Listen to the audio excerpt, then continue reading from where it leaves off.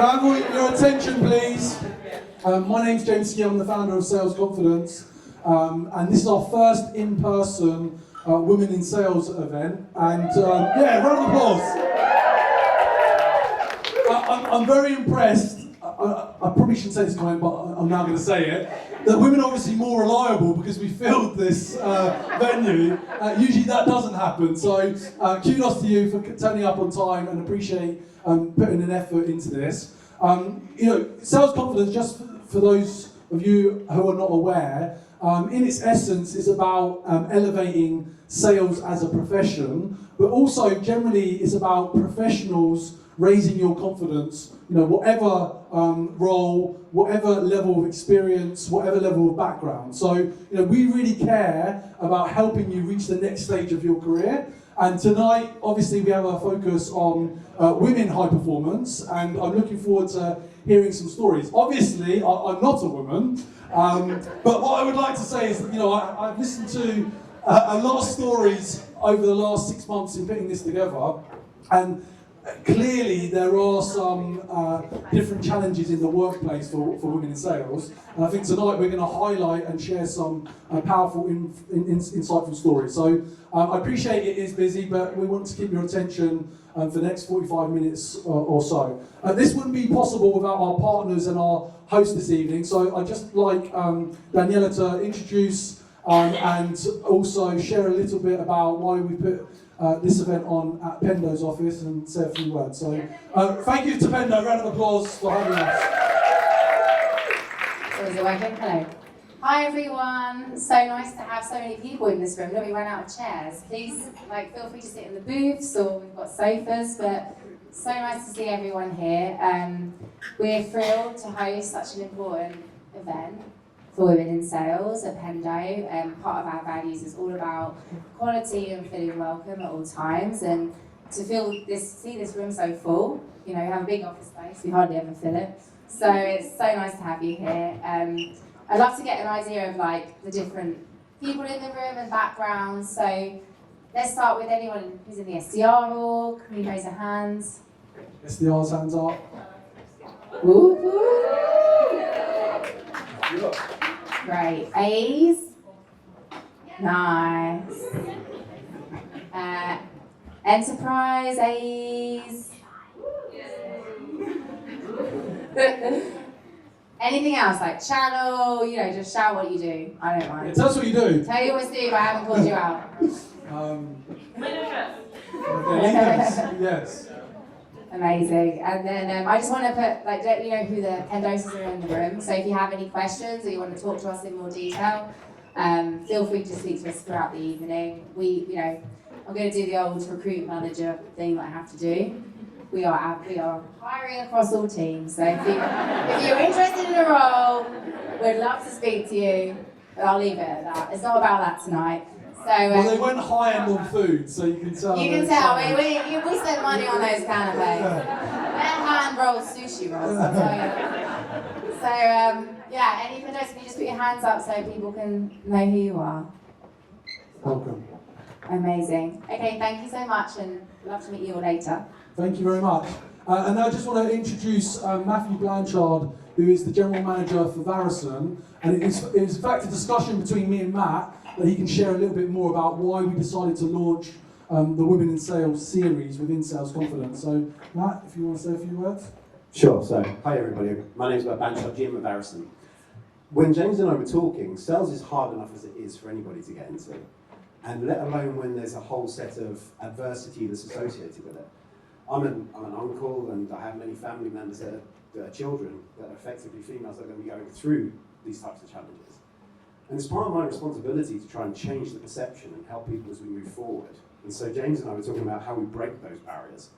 The only way we do that is through education, and educating one another and helping one another as we go through these things.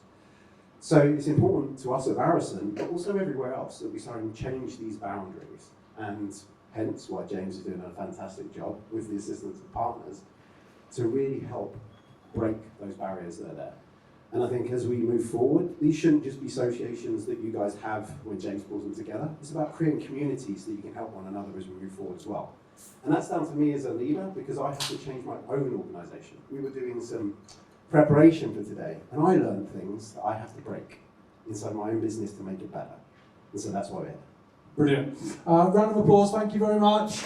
Okay, so if you haven't been to a sales confidence event before, the format typically is we give the speakers about 7 minutes, and then we're also going to have an open panel discussion. So save your burning questions till the end, where we will invite all the speakers up, and Joan from Pendo is going to be kind of coordinating the discussion at the end.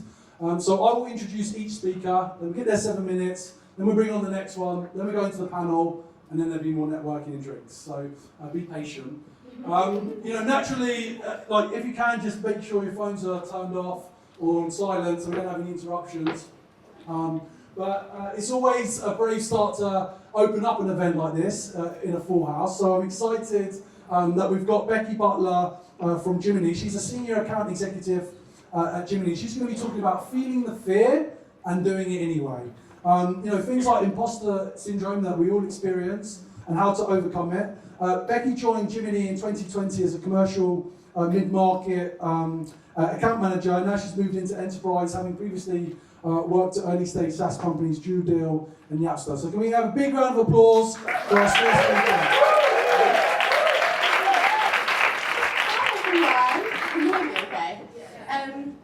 Hi everyone. Oh, it's so nice to be here. It's so nice to see a room of absolute legends. Okay, so when James asked me to speak at this event a couple of months ago, I've been to a couple of sales confidence events, and hand on heart, every single speaker, I have come away with something from every single 7 minutes. So hopefully you will do that today. So I am going to be talking about feeling the fear and doing it anyway. When I thought about what I was going to talk about, I thought, what would be like the one piece of advice that I could give to any fellow salesperson? And it was that. It was feel the fear and do it anyway. Because I think with the roles that we do, there are so many situations that we find ourselves in every single day where we need to keep pushing ourselves out of our comfort zone, right? So it could be, we all remember that first cold call. If you're in sales, we all remember that first discovery call that we did. Whether it's, I don't know, posting a video on LinkedIn for the first time. I was terrified when I did that. So what I wanted to talk about, was how can we keep pushing ourselves? What do we need to do to get out of our comfort zones? So, I'm going to tell you a little story. Before I do that, the whole basis of this is my boss Tom said to me a couple of months ago when I first started at Jiminny, he said, to be a master in anything, we need to have done it for 10,000 hours. So that got me thinking, okay, well, how do we tackle the first minute, the first hour of trying to become a master in something, as we all are in our careers? So, story time. I'll tell you about a very, very pivotal moment that happened to me a few years ago, where I really, really learned how to feel the fear and do it anyway. So, rewind, picture a much younger Becky. I didn't need as many Botox appointments as I have now, and I wasn't haggard living quarter to quarter. I had literally just got my first AE role. So I'd been an SDR for like a year, and someone crazy decided to take a chance on me and let me start closing my own sales processes. So that person really, really took a chance, and it was like a 360 sales role, so we didn't really have SDRs. I was booking my own meetings, I was running the sales process. So, a couple of weeks in, I smashed it. I put this meeting with Travelodge. We were selling into hospitality, it was a hospitality tech platform, and I put this meeting with Travelodge. I was absolutely buzzing. When I called this woman, she actually sounded genuinely interested. When does that ever happen? Literally never. So she was like, okay, great, right, pencil me in for 9 AM next Tuesday, come to the Travelodge head office, and I'll bring 6 of the C-suite. I was like, okay, great. So I called my boss, and I was like, okay, amazing, we've got this meeting. Could be game-changing for the business, and he agreed to come. So, fast forward to that Tuesday morning, and he got the flu. didn't he? Classic outfit. Most of us in here would have just got up, put our makeup on and actually got the bus. But anyway, so he told me, okay, you're going to have to do it on your own. Absolute panic stations. I'd never run even an online discovery call before. I'd never even held a room of people. How was I meant to walk into Travelodge and try to sell this platform to people that had been in the hospitality industry for decades? It was awful, panic stations. So, gets on the bus, get off at Charing Cross Road. I'm outside Cafe Nero. Anyone that knows that Cafe Nero is grim. I was outside chain smoking, and I did what I always do. When I am not coping, and I called my mum. So, called my mum, and just for a bit of context, my mum is a bit of a boss. Like, she has been a client services director. She's done the same job for 30 years, and she said something to me that absolutely floored me. And she said, I still get nervous when I go into my pitches or my meetings. And I thought, what? Like, how? Like, you've been doing this 30 years. And she said, it's because I still really care. And I thought, in that moment, I realised, I had this absolute epiphany, and I thought, the fear is never going to go away. It's never going to go away, because as salespeople, we are driven by overachieving, hitting our targets. So I'm always going to care, and I'm always going to want to overachieve. So that kind of led me on to starting to work out how I could really, really start to harness that fear and turn it into power. So it led me to looking at, what is a comfort zone? How can I keep pushing myself out of my comfort zone? I did do the meeting, it did go okay, it was fine in the end. And I think that taught me that you just have to take a deep breath. And some of the most successful salespeople I know, they just constantly are in that state of taking a deep breath, jumping in, and just getting the job done. So let me just switch my cards because I have a quote for you.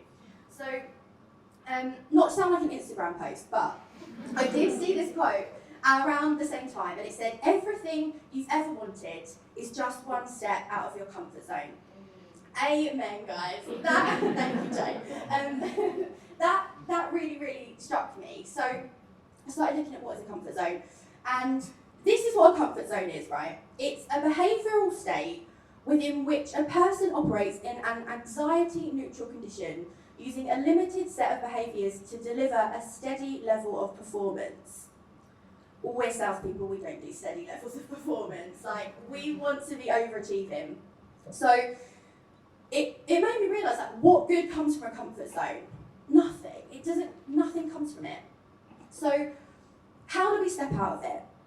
And I really, really, really, really wanted to give you something to take away today when you feel that fear and you're thinking, how on earth am I going to tackle this situation? So the first one was, identify what it is that you want to tackle. So I think subconsciously, when I'm around the Travelodge time, the Travelodge gate, I was trying desperately to successfully make that switch from SDR to AE. So that was the thing that I was focused on. There was probably about 20 other things I could have focused on, going to the gym 4 times a week and God knows what else, but I needed to just focus on that. So what I would really, really suggest is, if you have something in your life where you feel stuck, or in your career and you feel unfulfilled, and there's something that you really, really, really want to achieve, just focus on that for the next 6 months of the next year. Don't overwhelm yourself, because Rome wasn't built in a day, and if there's just one thing, it could be building your personal brand, it could be absolutely acing price negotiations, anything like that. Just focus on that for 6 months, a year, and see where you get to. Second, I try to imagine what could happen, right? What could happen if I don't let the fear take over? What amazing things could happen? And that mindset has really, really changed things for me, And you can flip it on its head, and you can think, okay, what will happen if I don't do this? What would have happened if on Charing Cross Road I would have let the fear take over me, and I would have rescheduled, and we wouldn't have got the deal, and I would have felt really, really rubbish. So just think about all the amazing things that can happen if you keep pushing yourself out of your comfort zone. Third, I'm nearly done. Third, Ronan Keating. He told us life is a roller coaster. So, try to enjoy the ride. You are going to constantly be in this flux of comfort zone, then growth zone, then comfort zone. And the best thing that has helped me is just trying to enjoy it, because when you feel terrified about something, it means that you're growing and it means that you're developing. Fourth and last, I promise. This one's quite pertinent for all of us in the room, all of us women in sales. I think, women in particular, I think we definitely struggle with perfectionism. I'm not sure where it comes from, that could be a whole other discussion, but don't let the fear of failure and not being perfect and not getting it right in the first minute, in the first hour of those 10,000 hours stop you from doing it in the first place. Because odds are you're probably going to be a bit rubbish when you start something, but 10,000 hours and you'll be an expert. So I really hope that helps, and yeah, thank you so much, guys.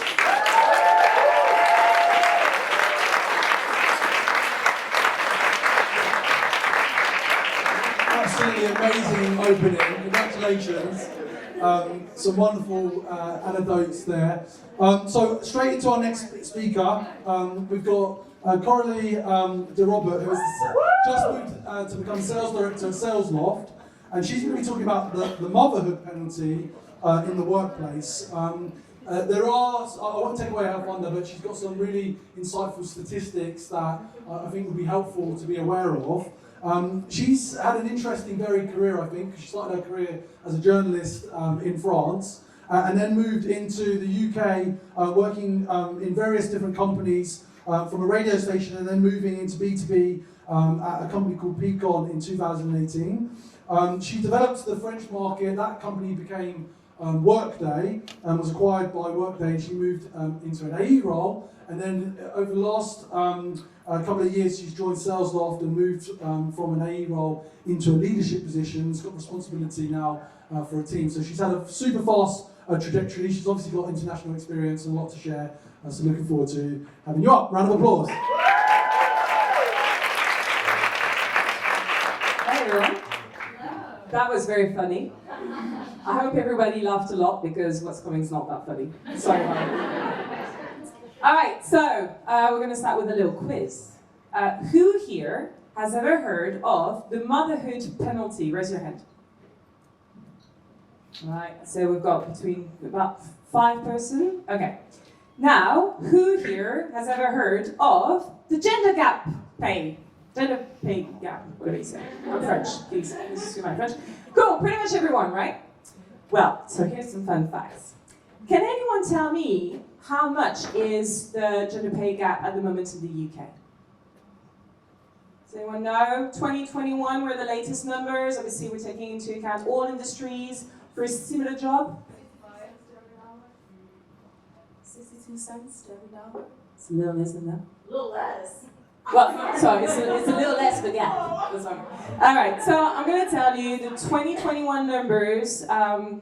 We're saying that there's still about 15% difference, right? So for a similar job, similar experience, we women get paid 50% less than the men, which is really enraging, right? But hold on. Let me tell you about the motherhood penalty, because now there's going to be real reasons to be really furious. So, did you know that actually there's 11% difference in between women who have kids and women who don't? On average, for each kid that a woman's going to have, she's going to see her pay being cut by 4% per kid. But for men, it's the opposite. For each kid that they have, well, I mean, we have them, but you know, they have them, it's a 6% pay increase, right? That means that eventually we get to gaps between women with kids and men without kids that go up to 42%. You heard me, 42%. And actually, there's even a 21% difference in between men with kids compared to men without kids. So men around here, there's not many of you, don't be scared, a little bit. But you should also fight for that. So what does that tell us? That tells us first that there are still some bias that the society and some companies are still seeing men and women in very traditional roles, right? I mean, obviously, we're going to take care of the kids in the kitchen, so we can't be paid as much as the other one because we're not productive members of the society, right? Whilst men, the bread winners, they need to bring some money into the family, right? Funny enough, I make all the money in my marriage.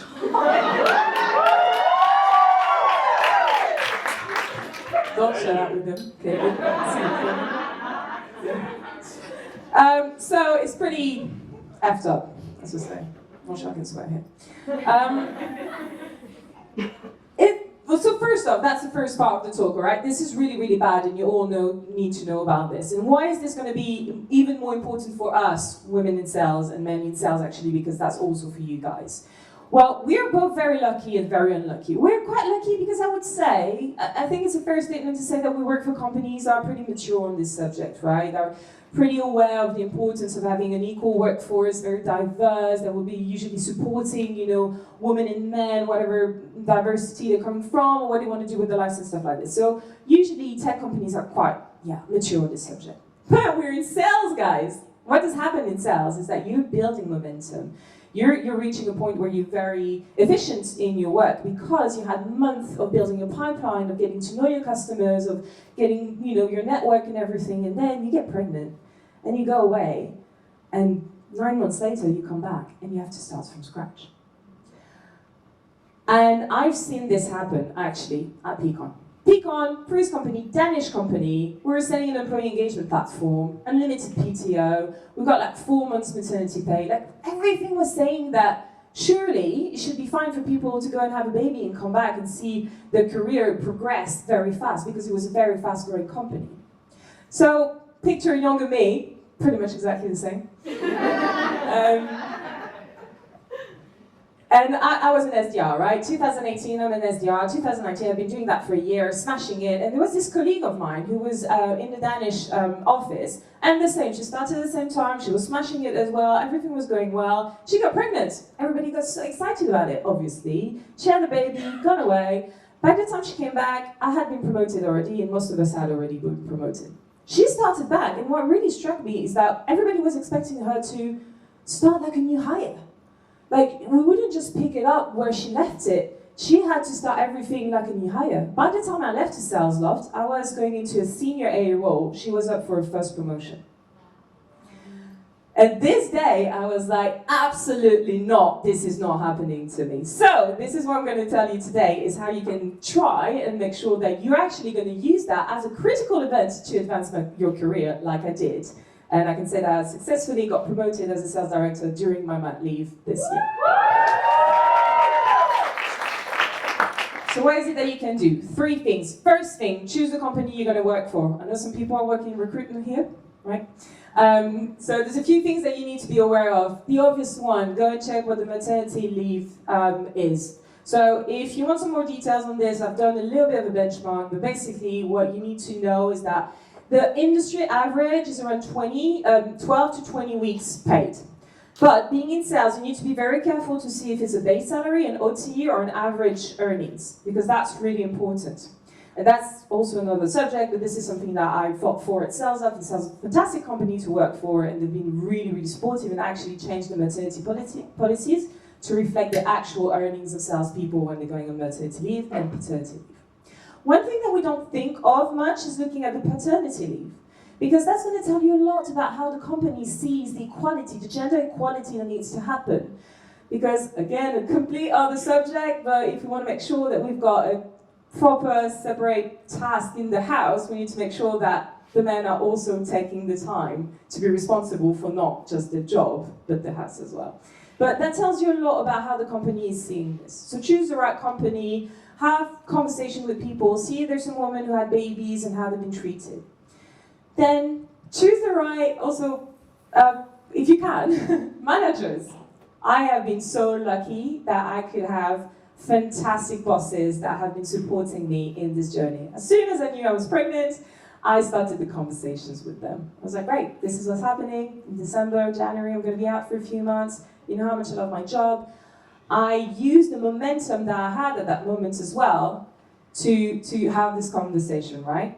And they were fantastic sponsors, and they supported me in this, and yeah, they're amazing. So really, really make sure that you've got great sponsors internally for whatever you want to achieve, and this included.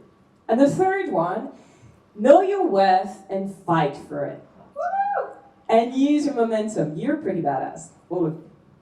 And you should know that, and you should go to the table of negotiations with that.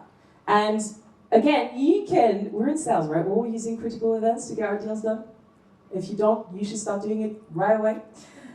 This is exactly what you can do as well. This is a critical event. You're going to be out for a while, and then you're going to come back. I mean, why not? Why not get promoted once you're out so you can come back into another role? I mean, I've done it. Certainly, all of you can do it if I've done it. So, yeah, do this and use the momentum that you've got, because when you want to negotiate anything, you don't wait to have a shitty year in sale.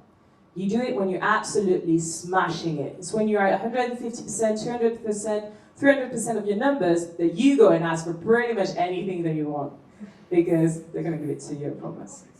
Thank you very much.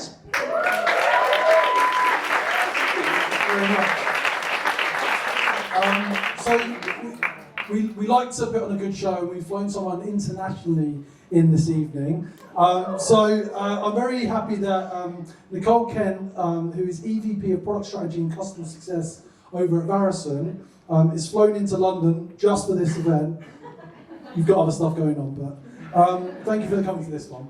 She's going to be talking about how to get a seat at the table, talking about the best customer experiences that you've experienced, and some other factors you should consider when you're aspiring into senior roles in the business. Nicole joined Varison in 2020, having previously been at Optum, who were clients of Varison, brings more than 15 years of experience, and also she's taken responsibility for managing various size of teams, and has got a lot of international experience as well. So can we have a round of applause for Nikki, please?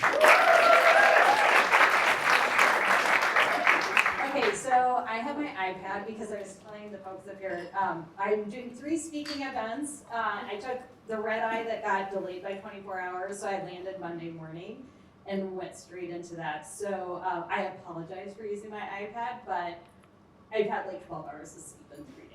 So, and I say that only because I know you all can relate, because we've all been there and we've all done this. So, so excited to be here. Obviously, I came from the States. Happy to be here. We've got a large team here in UK, and I'm blessed to have a number of folks here. Thank you so for coming from Scotland. So we're bringing it all here. So anyway, so what I wanted to talk about was women in leadership roles, and I feel a particular sense of obligation and role that I need to make sure that now that I'm in a leadership role within my organization, that I'm elevating other women. And so why do I do that, and what do the numbers tell us? I know we've thrown out some statistics other folks have here as well. So I'm going to share some. Now, what I'm going to share is from the US, but what I'll tell you is it's not going to be any different here. So the US Bureau of Labor Statistics in 2021, 49.8% of sales roles are held by women. Okay, so interesting, right? Didn't really believe it. Well, then here's the really interesting part. Here are some of the roles that they include in sales. Cashier. Yes. Which surprisingly, I'm sure, is like 78% women. Okay, so it's also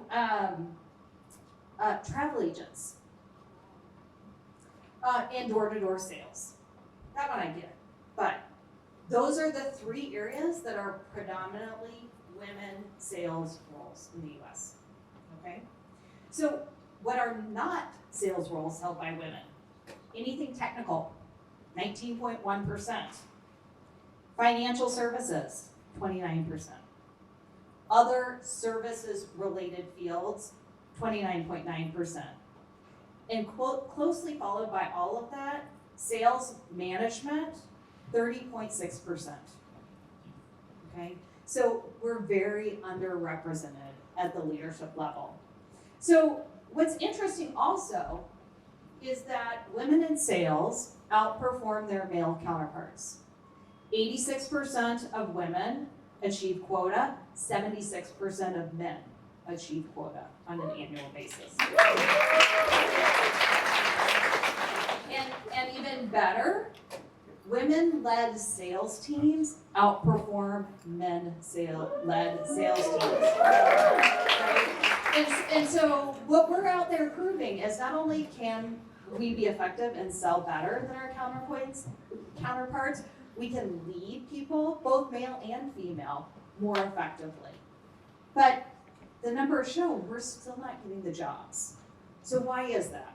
Well, there's a bias around women in sales and women in leadership. So here are the top 4 perceived gender biases when it comes to women in sales.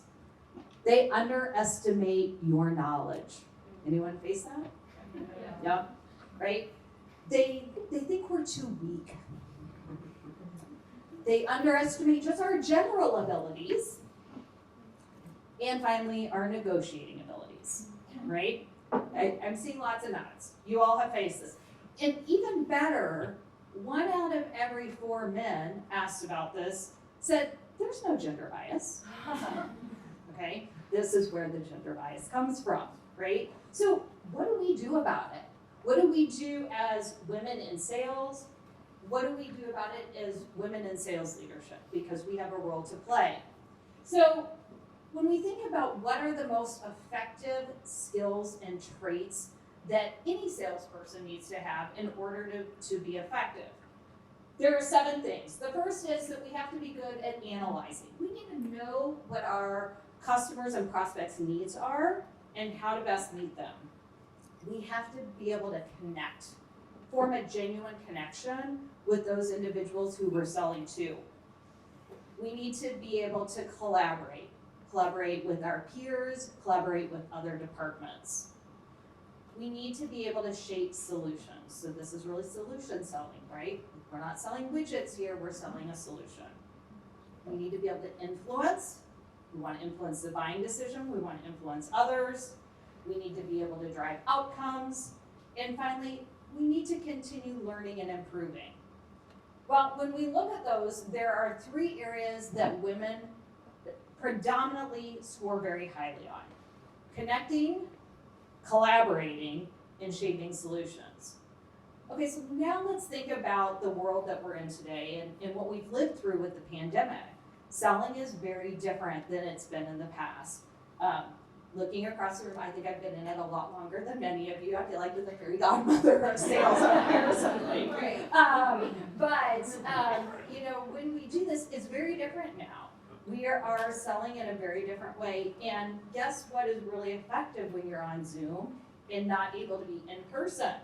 Connecting, collaborating, shaping solutions. We've got the right skill set to continue to exceed in this space.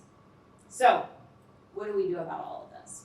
Well, as a leader, as individuals in sales, what I would suggest is you need to address those perceived biases and lean into your strengths. We don't have to be all things to all people. Be your genuine self out there. You all are very successful in what you do. Have that confidence in doing that. Lean into those skills that you have. Stand up and speak for yourself. So when Becky was speaking here, I thought of a quote that I have on my desk. What would you attempt to do if you knew you could not fail? What would it be, right? Think about all those negotiations. If you couldn't fail, what would you be asking for at the table? What would you be giving on? Very, very different conversations. And then finally, I would say for all of you, and especially those of you in leadership roles, it is our obligation to give back. We need to be representative of women in sales roles. We need to be looking to promote and lift up those on our team. We need to be actively hiring. So I read a really interesting stat that said, if you are hiring for a role and you get down to 4 candidates and 2 are men and 2 are women, you are 50% likely to hire a woman. If you get down to 4 candidates, 3 are men, 1 is women, you are statistically 0% likely to hire a woman. okay? You have to have women at the table. You need to be interviewing them. You need to be promoting them. You need to be mentoring them. You need to be continuing to work with them. That's how we get the representation here. That's how you're going to get representation in leadership. That's what's ultimately going to help us make the change. Thank you.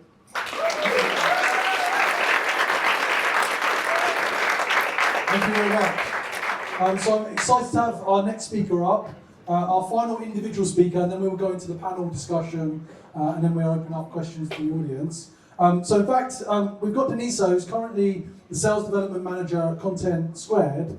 And last year, she was ranked the #1 SDR leader in the UK, based on her peers and for sales confidence. So congratulations to that. It's taken us a while to get her out at an event, so I'm glad you're here. She's going to be talking about how to find yourself in a sales role. She's worked in various business development roles across startups and enterprises over the last 10 years.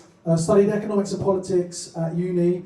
Like many people, but especially women, accidentally fell into sales, but she's got a perspective on her journey and where she is now. She's an incredible thought leader in the space, and I'm really glad that she's here tonight. So a round of applause to Denisa. Wow, what an introduction. Actually, James, I think you should organize more women in sales events because you're really good at this. I really love the hype. James did part of my introduction today. So I'm Denisa. I've been at Content Square for about 3 years. What he didn't tell you is that it's been one of the best professional experiences I've had so far. Please let me know, by the way, if I'm not holding the microphone correctly. Sometimes I have the tendency to do that. Honestly, sales in general in the workplaces, what they don't tell you is that sometimes it's a minefield. You don't fully know what kind of organization you're joining, what kind of teams you're joining, what kind of leaders you're going to be working with, what kind of colleagues you're going to be working with. And I wish someone told me that when I started, because I didn't really know what to expect. Once I got to Content Square, I truly appreciated what I have there in terms of support and the leadership that I get. And I hope you're not surprised, I'm managed by a woman. So just to give you a bit of, I don't want to make this the me show, but I just wanted to give you a bit of background on who I am so you understand. I'm going to try and be vulnerable and go a bit deeper, because it's all about, who are we tonight. So like James said, I studied economics and politics. There was a time in my life when I thought I'm going to be a politician. I actually started my career by working in government bodies and embassies, so I quickly realized that was not for me. It was very much a mentality around, you're a small cog in a massive machine, and I realized I wanted to learn things much faster. I wanted to be exposed to challenges, be given responsibility, so that wasn't for me. I knew I wanted to do something in a commercial role, but honestly, it was very, very hard to define how I wanted to start my journey in sales, because, for the longest time, I thought this was just because, there's not a standard and there's not a defined path to how you get into sales. But upon reflection, I actually realized it's also because I didn't really know many female in sales. I don't know leaders, I don't know colleagues, I didn't have a lot of friends at that time in sales. And genuinely, even though we had a lot of amazing women on the stage today, I go to these type of events a lot and I meet a lot of amazing women. I think we're just at the start of understanding how female leadership really looks like. And something about Wolf of Wall Street didn't really appeal to me. It just didn't really feel like me. So just a bit, just a show of hands, how many of you here really struggle with understanding who you are when you started your sales journey, or even when you transition to different roles and management, AEs, Okay, so it's not just me. Very glad to hear that. So I started looking into it and I started researching a bit, the backstory behind it. And basically, literature says that companies and people define who they are in 2 ways. One of them is explicit. So you go into an office and suddenly you see on the wall, we're ambitious, we're looking for unique people, all these things. You see it in the job specs, right? They're looking for a very specific type of persona. It's very explicit what kind of people they want as part of that company. And some of them are implicit. Some of them are the water cooler conversation or the kitchen conversations that you hear in the back end. Some of them you hear like people saying, oh, we've just done this for a long time. This is who we are, how we do things, all that jazz. And when you go into a more macro level, you realize it's exactly the same thing. You basically sometimes think of sales as an art. You don't fully think of it as like, this is what I have to do. This is the timeline. This is how I'm going to take action on it. I basically tried to do an exercise with myself that helped me massively. And then I utilized this over and over in my career, and I just wanted to share with you today. You might be doing it already, which is great, but it's very simple, and I think it applies to every single role that you can think of. So it's called, well, I defined it, so I gave it a name. It's called emotional tagging, and it's very interlinked with experimentation. So what I tried to do is basically, when I saw that the way companies define their culture, I tried to define myself in a very explicit way. So took a pen and paper and literally tried to think, okay, who am I? Put a word down, then put 3 words down, then put 4 words down, and try and define who I am as a person. Why is it important to do that? Because if you don't do it, someone else is going to be doing it for you.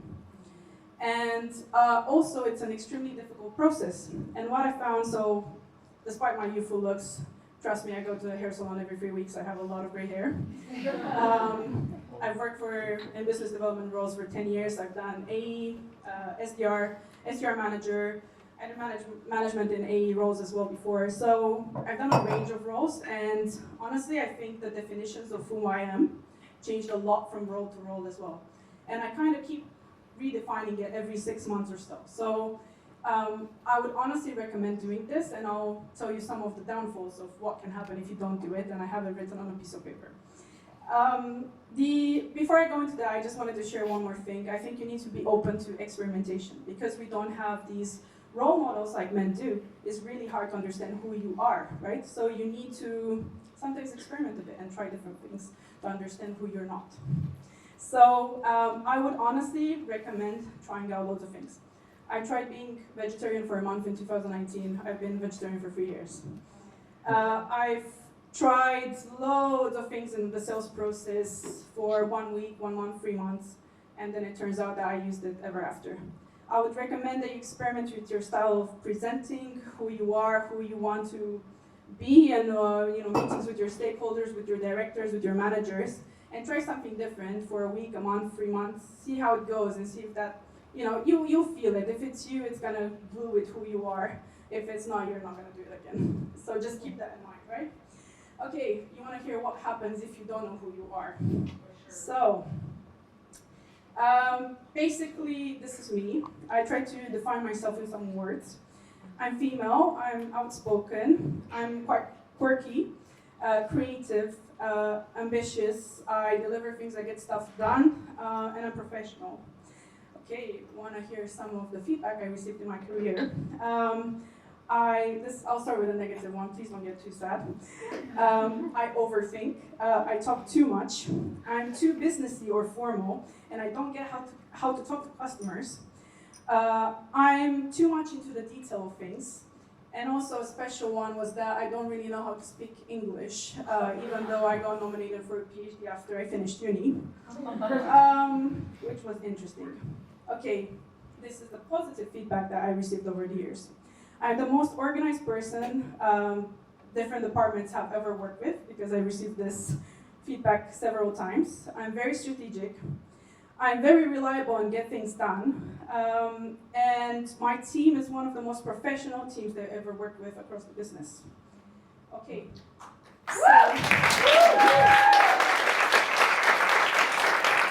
So just think about it. I received such conflicting feedback on all these sides, and I'm sure it can get much worse, and trust me, there is much worse in there. But the core of this is that you need to know who you are and stand your ground, and when to open yourself for experimentation, especially when you're talking to multiple stakeholders across the business. One last thing for me. This was a very practical exercise that everyone can do, but I also wanted to share something that a mistake that I see a lot of women doing. A show of hands again, sorry if you're getting a bit tired of this. How many of you struggled with just understanding, let me think of how to formulate this question so that you get the gist of it. How many women in here think like, for at least once, maybe in the last few years, that I shouldn't really be doing this task because it's not really part of my role? Right. Great. I think this is worse than COVID, honestly. So let me tell you a lovely story about how I thought I was in control of my entire department and everything I do, and I thought I was so amazing and managing everything so well. And then I get my lovely director, who I started working with for a year and a half now. And she's a woman, she's a mother. Honestly, she's really, really inspiring to work with her. She also pushes me beyond limits I thought I had. And one of the things she did when she first started, she just looked at me and thought like, why are you doing this? Why are you doing this? Why are you doing this? And suddenly she exposed a lot of gaps in my thinking and a lot of gaps in what I thought I had in control. And the truth is, I was doing a lot of things that shouldn't sit under my direct remit. And actually, you know, for years, I really struggled with this feedback like, oh, you should learn how to say no. And honestly, I have a very visual imagination. So what I thought of is, I just pictured this guy who just like turns around spitefully and just says like no to someone who's like asking for something.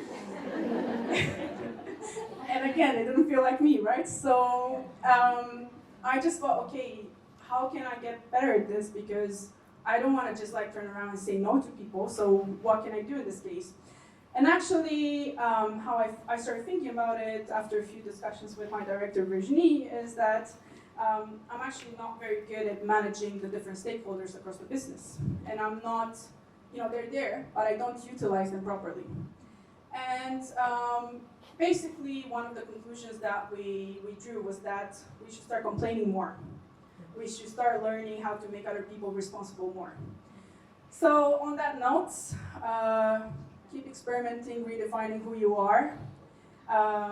Keep saying no to things, but in your own way, in a delicate way, if that's you, or say no if you want it in a spiteful way, if that's you.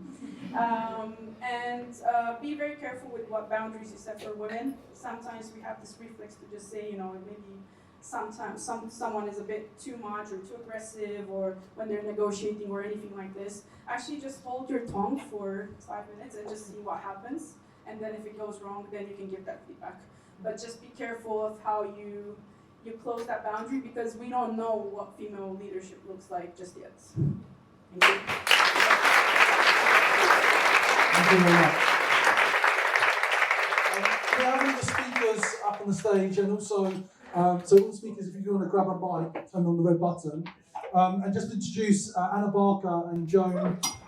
So they're both been nominated by Pendo to represent Pendo this evening. And I think interestingly, I believe this is right, Joan, you came from operations before you moved into sales, is that right? Okay, great. So you've moved over to the dark side. You've seen the upside of sales. So Joan's going to be coordinating the panel discussion, and then we're going to open it up for questions. And also, Anna recently moved from a senior corporate AE to a sales manager. Congratulations. And is this correct? You've got an MBE? She's got an MBE as well. So we've got someone's got an MBE for our dedication to promoting the voices of young people. So I'm going to hand over the mic. Hi everyone, nice to meet all of you. Thank you so much for joining us. My name is Joan, and yeah,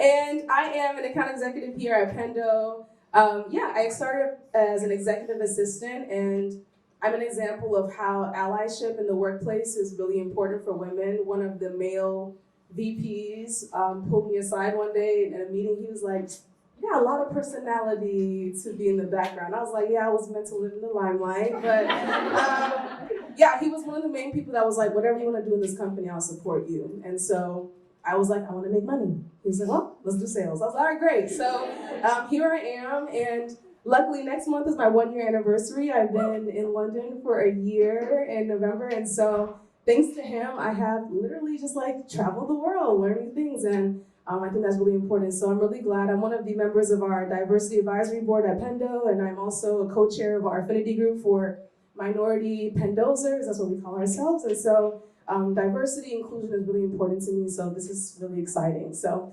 I'm gonna kick it off. I want to ask everybody on the panel. It's a yes or no question in the beginning, but you can expand later. But in your workplace today, do you think everything is equal? Like, if you could wake up tomorrow and snap your fingers, something would change. Do you think there are things that could change? Anna, I'll start with you. I know this is awkward. Joan's in my team, so. No, not everything's equal. And what would you change?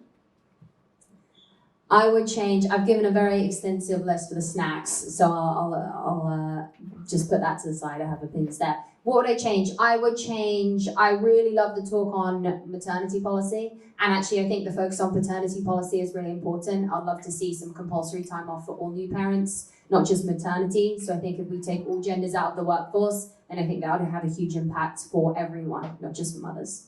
Awesome. Becky, what about you? No.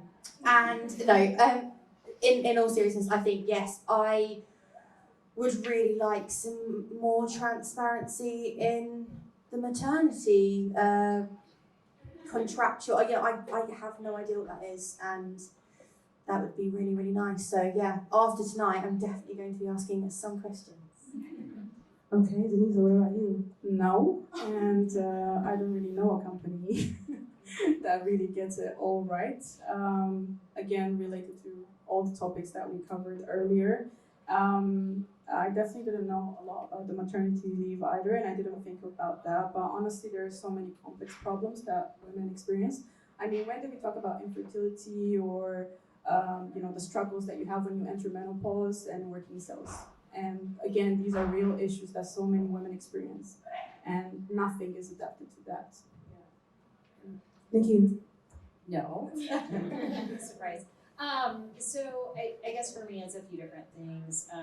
One of the other things is as I look around and look at senior leadership teams, and I'll tell you ours included, we don't have the representation of women. So we talked about, around 30% are in sales leadership. It's about 10% on corporate executive teams.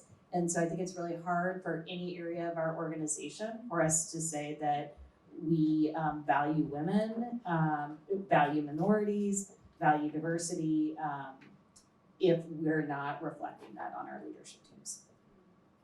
All right, Coralie, what about you? I think unfortunately, before things are completely equal, we'll have to change the society and the way things are that are currently done. But as far as self-love goes, I think honestly, it's generally a really, really good place for everyone, and women included. I mean, I can think of all the amazing women in leadership I've got around me. A couple of them are here, Liza and Kidney, kudos. And these fantastic women in leadership have women that are managing them and the woman managing them.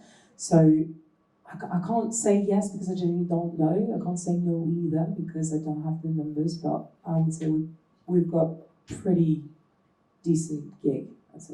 Yeah, that's awesome. Sales law, shout out to y'all.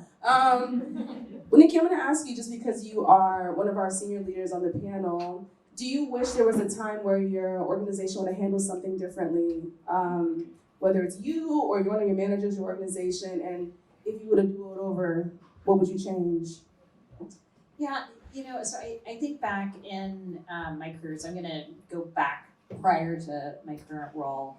I think that as some of the other panelists have talked about, it's hard for us to say no, and it's at times really easy to be asked.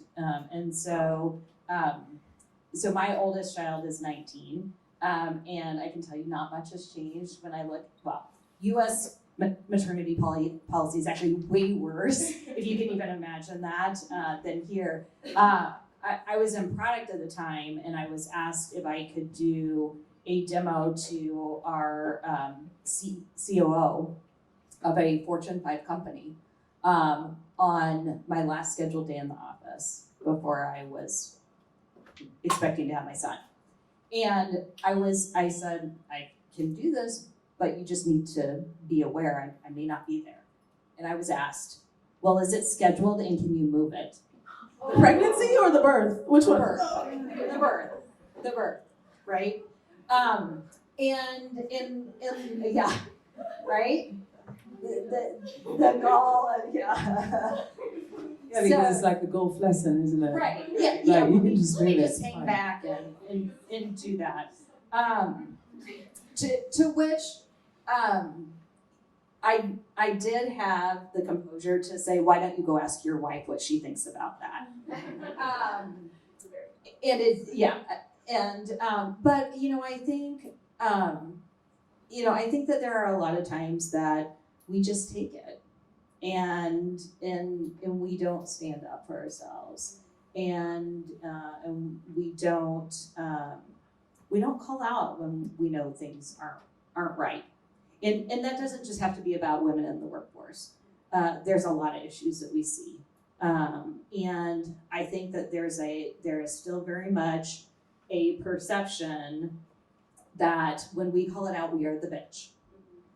And when a man calls it out, oh, that's what men do, right? And so, I think back to a lot of different experiences, and really about, as you were talking, it's really about finding your voice and really having the confidence in yourself to step forward and to say things, to have that kind of true sense of north for yourself, and don't waver from it. Amazing. I think something that's really special about that also is that this is one of those moments where having somebody who advocates on your behalf is important. And I think this is where like equity in the workplace is not just like a women's issue. We need allyship. We need people who are managers, leaders, who are representing us. So Denise, I want to ask you, for you, like, how have you fostered that in your workplace, and how do you encourage, whether it's the people you manage or your peers, to make sure that they're advocating for their teammates who are women? Okay, one question. I know, sorry. But I actually love it. Honestly, I think one of the biggest things that helped me personally in my career a ton is even having that energy, like, I'm about to burn this place if you're not going to do the right thing. And I think when you do it like that, even it's even if I have no intention of doing that or anything like this, I just feel like having that energy, people just take it more seriously, right? It's like, when you go in front of your deals, Becky was talking about that, right?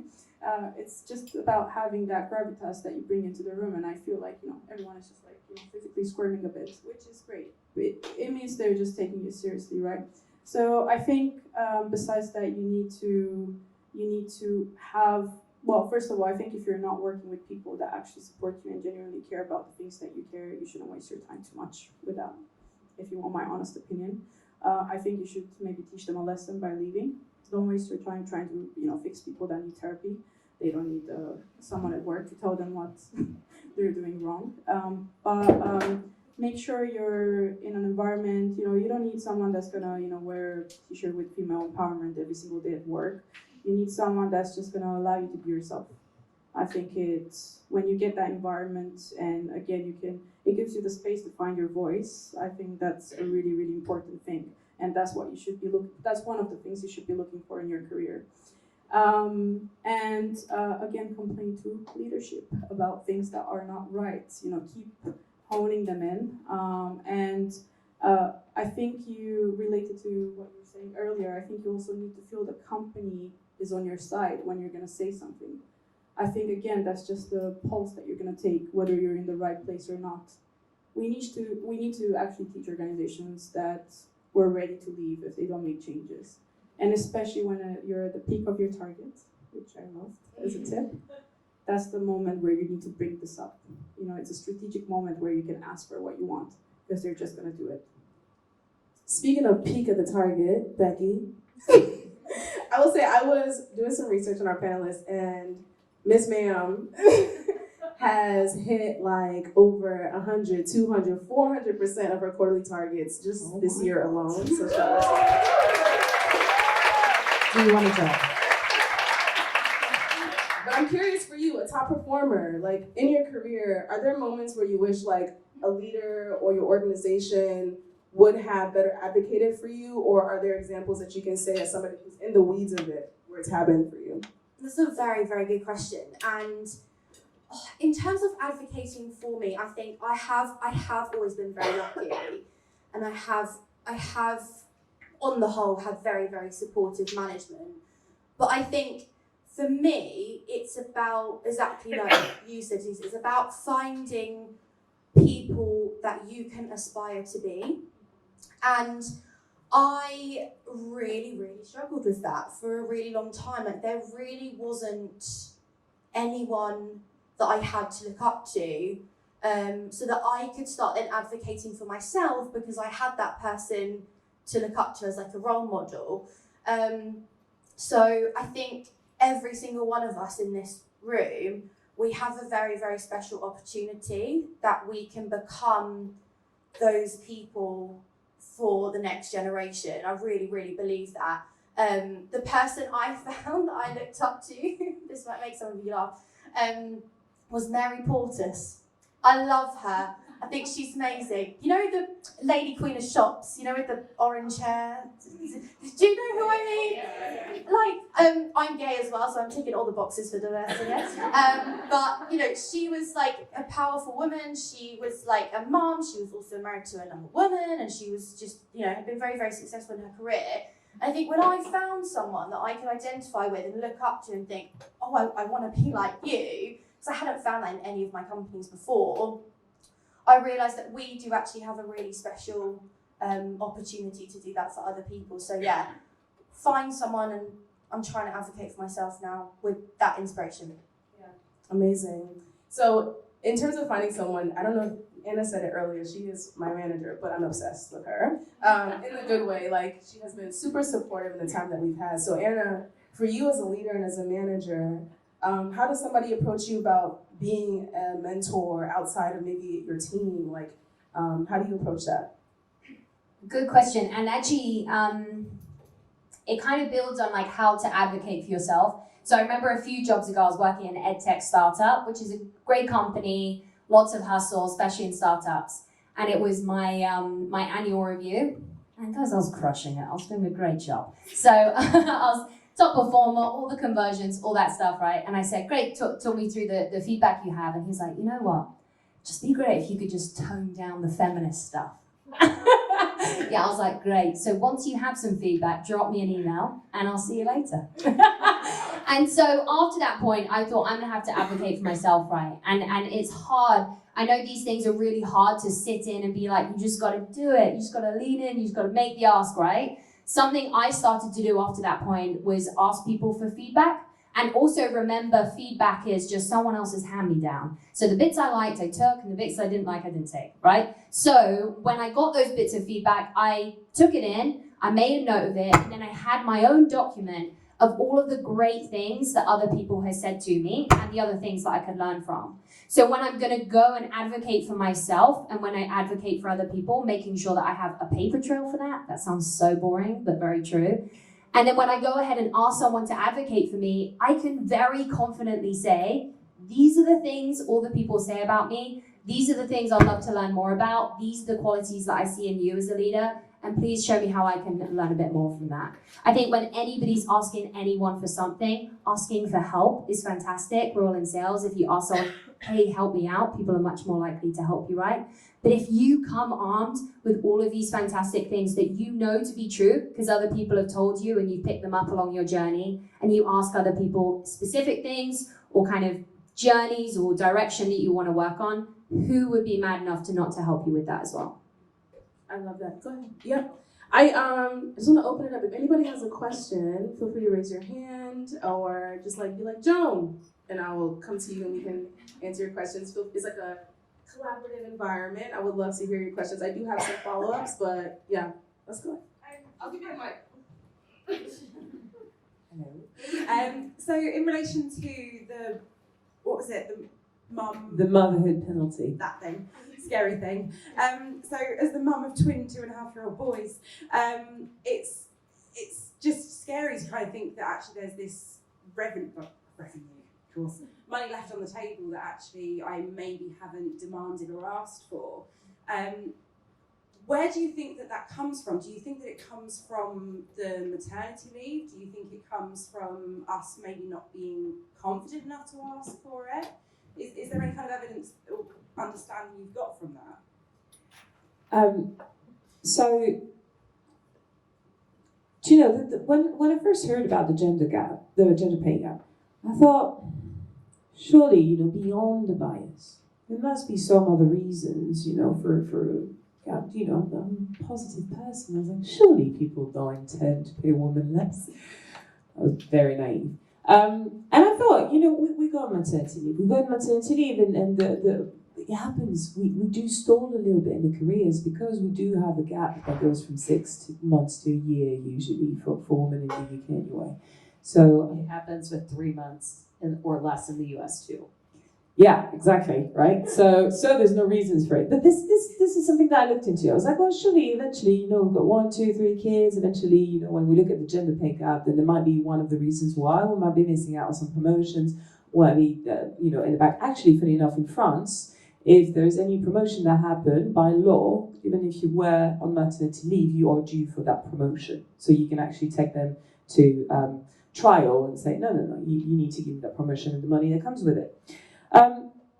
But then when I looked into it more, and I discovered that actually it was going even further, and the gap was actually getting bigger in between fathers and mothers. I was like, well, that doesn't make any sense. Like surely there's some bias that are making companies and people that are in charge of a paycheck think that as a mother, you're not going to be contributing as much as the company than as a father who obviously needs to feed their children, right? So the truth is I don't have the answer to your question. There are fantastic and very interesting studies that you can go and look into. There's some that have been done in the US. It's actually 4% and 6% figure comes from a US study. The other figures that I've given you, the gap comes from the Union Trade Union Congress? Yeah, that one, sorry. Which is a UK body, and that's actually a study that they've done over a few months or years of people that are in similar jobs and that all graduated in like the 70s or something like that. So I'm definitely not an expert. What I wanted to do tonight is just to raise awareness on this, and I think if we're all conscious of this, and if we still having babies or have babies already and see at any point that there might be a discrepancy in salaries, then go and fight for your rights and take it to the people in the companies that are going to believe in this and are going to believe in you and going to understand that this is very important, not only for the business, but there's a moral responsibility for the companies towards society to be a positive change when it comes to equality between genders. Final question, anybody? Yeah? Hi, this question is for you actually. Oh, for me? Yeah. Okay. Happy to answer it. We know how hard it is being a black woman in sales. So I just wanted to ask you how you've navigated being a black woman in sales and, you know, the challenges you faced. Ooh, child. Okay. Well, I am also very aware of my privilege in being a black woman who is from Africa, born there. I was raised in the US, so that also comes with a different level of awareness of how I don't necessarily have the same privilege or the same like experience. And so the biggest thing is like, I refuse to not be myself. Like, it's hard. I remember at one point when I first started my professional career, my godmother, she was like, you need to tone down your social media because nobody will hire you. And I was like, if they don't like that I'm black as fuck, well, I shouldn't be there. And for me, that's what's most important. I think a lot of times we just want to be there, right? Like we want to be accepted. And I am a firm believer in I'm going to build my own table. Like I'm going to be there. I'm going to show up as myself. And if you have an issue with it, I'm comfortable leaving. because I will show up as myself all the time. And I also know that I will fight for people who don't look like me, right? Like, if you do something to somebody who is in the LGBTQ community, if you do something in the Hispanic community, if you do something, I will be there alongside, like, ready to go to war. And I think that's important, especially as women, because we are so different. Like, I don't have kids, but when I found out about this motherhood text, I was like, what the fuck is this? Excuse my language, guys, sorry. Because, like, whenever we allow inequality to progress, it just brings us all behind. And so it's a group effort. And so as a Black woman, I can say that the number one thing is I show up as myself all the time. My teammates, I am like this all the time. If I'm talking to my CEO of our company, I am just like this. So I think it's important to be authentic. And when people try to challenge you to not be yourself, to remind them that, like, then you don't need to be in my space, or I don't need to be in your space. Like, we're here to support each other. And so, yeah. Quick and dirty.